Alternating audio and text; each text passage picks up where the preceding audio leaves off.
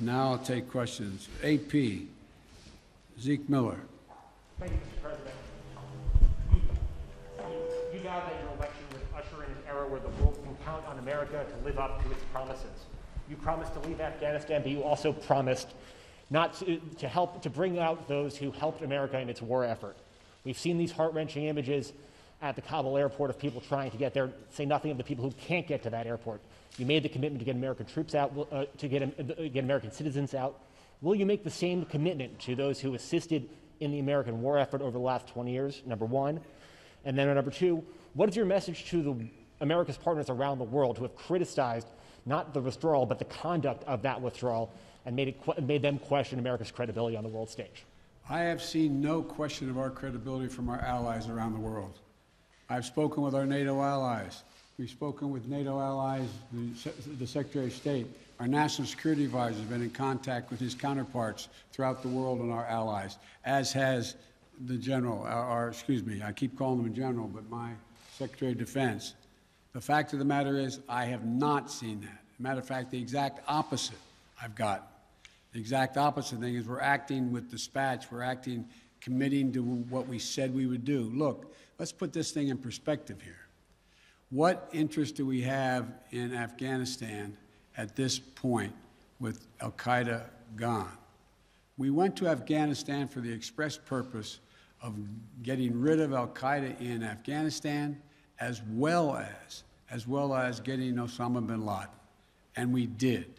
Imagine, just imagine, if that attack, if bin Laden had decided with al-Qaeda to launch an attack from Yemen, would we ever gone to Afghanistan? Would there ever be any reason we'd be in Afghanistan? Controlled by the Taliban? What is the national interest of the United States in that circumstance? We went and did the mission. You've known my position for a long, long time. It's time to end this war. The estimates of the cost of this war over the last 20 years range from a minimum of $1 trillion to a think tank at one of the universities saying $2 trillion. That's somewhere between $150 million a day and $300 million a day. The threat from terrorism has metastasized. There's a greater danger from ISIS and al-Qaeda and all these affiliates in other countries by far than there is from Afghanistan. And we're going to retain an over-the-horizon capability that if they were to come back to be able to take them out, surgically move. So this is where we should be. This is about America leading the world, and all our allies have agreed with that. And by the way, before I made this decision, I was at the G7 as well as met with our NATO partners. And I told them all, every one of them knew and agreed with the decision I made to jointly end our involvement in Afghanistan. The first part of your question was, I can't remember now. Would you commit to the same commitment? Would you make the same commitment to bring out Afghans who assisted in the war effort? Yes, we're making the same commitment. There's no one more important than bringing American citizens out. I acknowledge that. But they're equally important almost is all those SIVs, we call them, who in fact helped us. They were translators. They went into battle with us. They were part of the operation. As well as we're also trying to get out as many NGOs, non-government organizations, women's organizations, et cetera. We're doing all we can. In the meantime, Secretary Blinken and I am going to be working with our allies to see to it that we can bring international pressure on the Taliban they're looking to gain some legitimacy. They're going to have to figure out how they're going to maintain that country. And there's going to be harsh conditions, strong conditions we're going to apply, and it will depend on whether they get help based on whether or not how and well they treat women and girls, how they treat their citizens. So this is just beginning on that score. Are you willing to stay past the 31st to make that happen, to bring all the Americans out, to bring those SIVs out? I think we can get it done by then, but we're going to make that judgment as we go. Now, Justin Sink of Bloomberg. Thank you, Mr. President. You just said that you would keep a laser focus on counterterrorism efforts, and that you don't see as great of a threat of terrorism from Afghanistan as other parts of the world. But if you and your administration so badly misassessed how quickly the Taliban would sweep through Afghanistan, and we no longer have an embassy there from which to run intelligence operations, how can you at all be confident of your assessment of the risk of terrorism and the ability of the U.S. to conduct over-the-horizon missions to keep it in check? Can you tell Americans that they're safe and will remain safe from terror attacks in Afghanistan? I think you're comparing apples and oranges. One question was whether or not the Afghan forces we trained up would stay and fight in their own civil war they had going on. No one, I shouldn't say no one, the consensus was that it was highly unlikely that in 11 days they'd collapse and fall and the leader of Afghanistan would flee the country. That's a very different question than whether or not there is the ability to observe whether or not large groups of terrorists begin to accumulate in a particular area in Afghanistan to plot against the United States of America. That's why we retained an over-the-horizon capability to go in and do something about that if that occurs, But in the meantime, we know what's happened around the world. We know what's happening in terms of what's going on in other countries where there is a significant rise of terrorist organizations in the Middle East, in East Africa, and other places. And so the bottom line is we're dealing with those terrorist threats from other parts of the world and failed states without permanent military presence there. We have to do the same in Afghanistan. Sir, just on that initial assessment, we learned over the last 24 hours that there was a dissent cable from the State Department. Sure. Saying that the Taliban would come faster through Afghanistan. Can you say why, after that cable was issued, the U.S. didn't do more to get Americans out? All kinds of cables, all kinds of advice. If you notice, it ranged from this group saying that they didn't say it'd fall when it did fall, but saying that it would fall, to others saying it wouldn't happen for a long time and they'd be able to sustain themselves through the end of the year. I made the decision. The buck stops with me. I took the consensus opinion. The consensus opinion was that, in fact, it would not occur, if it occurred, until later in the year. So it was my decision. Now, my next is Stephanie Ramos, ABC. Thank you, Mr. President. 2 questions for you. The military has secured the airport, as you mentioned, but will you sign off on sending U.S. troops into Kabul to evacuate Americans who haven't been able to get to the airport safely? We have no indication that they haven't been able to get in Kabul through the airport. We've made an agreement with the Taliban thus far. They've allowed them to go through. It's in their interest for them to go through.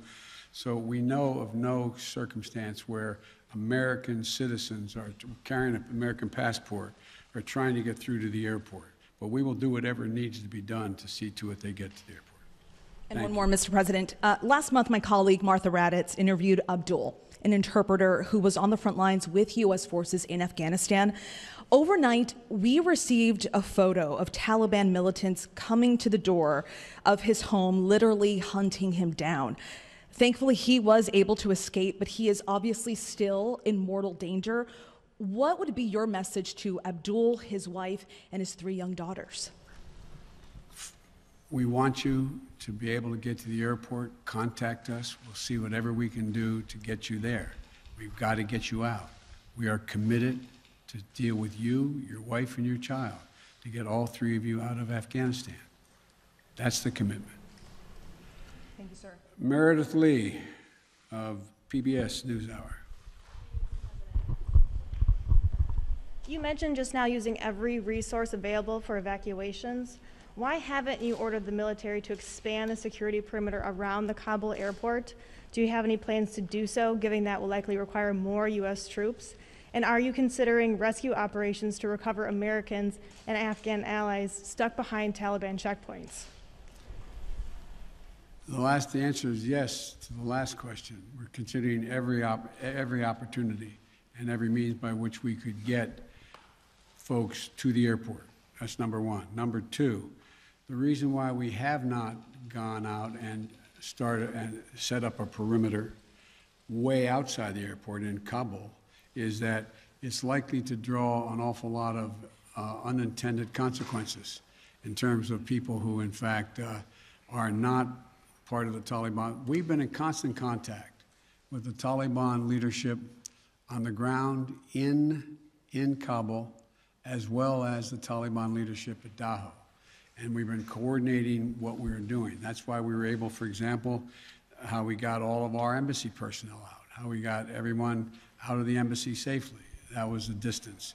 That's how we helped get the French out and out of their embassy. So the question remains, there will be judgments made on the ground by the military commanders at the moment, and that I cannot second guess each of those judgments to be made. But the idea of, again, let me get back to the fundamental point I made at the outset.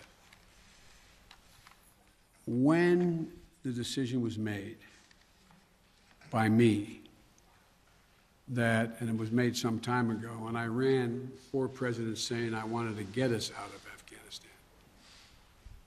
One of the things that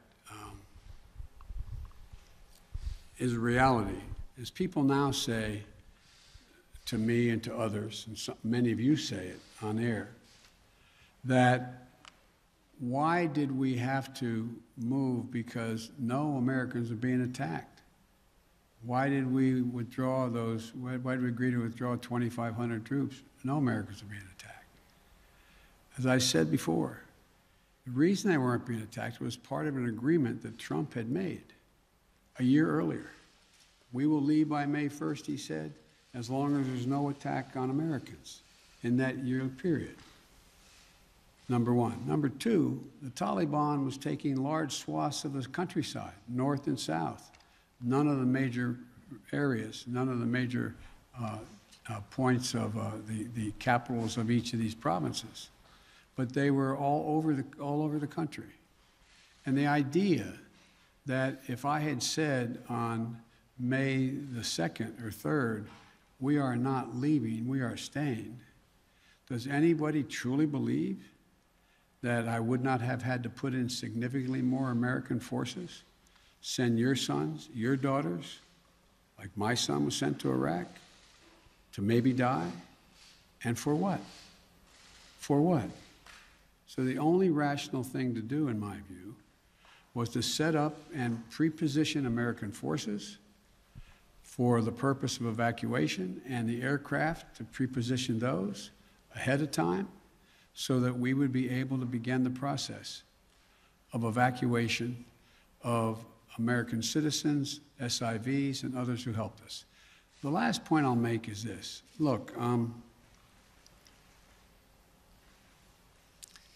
if we had decided 15 years ago to leave Afghanistan, it would have been really difficult.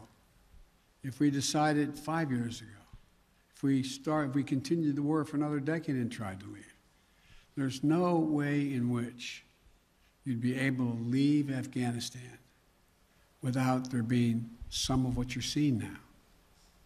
But what we've done so far is we've been able to get a large number of Americans out, all our personnel at the embassy out, and so on. And thank God, so far, knock on wood, we're in a different position. Scott Detrow. Scott, NPR. Thank you, Mr. President. I just want to follow up on something you said a moment ago. You said that there's no circumstances where American citizens cannot get to the airport. That doesn't really square with the images we're seeing around the airport, with the reporting on the ground from our colleagues who are describing chaos and violence. Are you saying unequivocally that any American who wants to get to the airport is getting there and getting past the security barrier and to the planes where they want to go? I thought the question was, how can they get through to the airport outside the airport? And the answer is, to the best of our knowledge, the Taliban checkpoints, they are letting through people showing American passports. Now, that's a different question when they get into the rush and crowd of all the folks just outside the wall near the airport. That's why we had to, I guess, was it yesterday or the day before, we went over the wall and brought in, how many? 169 Americans. So it is a process to try to figure out how we deal with the mad rush of non-Americans, those who didn't help, those who were not on the priority list, just any Afghan to be able to get out of the country. And so my guess is that no matter what, under what circumstances there's not a whole lot of Afghanis, there's a whole lot of Afghanis that just as soon come to America, whether they're any involvement with the United States in the past at all, rather than stay under Taliban rule or any rule. So what I was saying is that we have an agreement that they will let pass through the checkpoints that the Taliban, control, and let Americans through. But given this, given the negotiations with the Taliban, the scenes that we're seeing, can you just fully explain why the plan wasn't to go ahead with these evacuations of both Americans and allies before the drawdowns began, before Bagram was closed, looking back several months? Because whether it was now or several months from now, there seems to be a broad consensus that the Taliban would make these gains and these would be needed at some point. Well, yeah, at some point. But the point was that although we were in contact with the Taliban and Doha for this whole period of time, that some point wasn't expected to be the total demise of the Afghan National Force, which was 300 persons. Let's assume the Afghan National Force had continued to fight and they were surrounding Kabul. Be a very different story, very different story. But the overwhelming consensus was that they were not going to collapse. The Afghan forces, they were not going to leave. They were not going to just abandon and then put down their arms and take off. So that's what happened. Thank you very, very much. Thank you.